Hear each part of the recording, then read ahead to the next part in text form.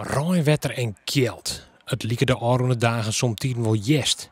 De natuur hier dreig en de evenementen in Friesland hebben het vernaam in de lege opkomst. Juni is te koel en we hebben natuurlijk mei en april ik al hand, maar net een protte warmte. En juni had het tot nota hemmatten van een aantal hele warme dagen. Maar die warme dagen hadden net een soort west. En dus binnen de strand leeg.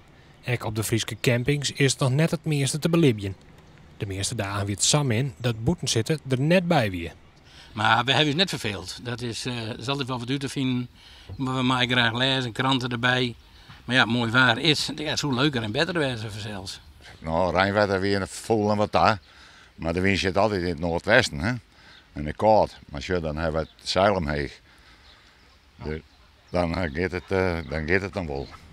Het minnewaar zorgt ervoor dat de boekingen bij een soort campings achterblijven bij oorjaren. De mensen die zeggen echt van tevoren van wat doet het waar, hè? Wat komt er aan. En dan inderdaad een paar dagen, soms voor een week boeken ze nog. Wat echt het waarschuwt, klopt. Hek op camping de Holle Poitte bij Makkum binnen lege plakken. Nou matten de meeste vakanties nog beginnen, dus de ondernemers hopen dat het nog goed komt uit waar. We hopen natuurlijk dat we juli, augustus, als de vakanties losbarsten, dat we dan gewoon wat verser waar krijgen. Dat zou natuurlijk fantastisch worden voor iedereen. Daar hopen we dan maar op, dat gebeuren gaat. En maar het warme waar liekt het nog wel goed te komen, maar er is net alleen maar goed nice.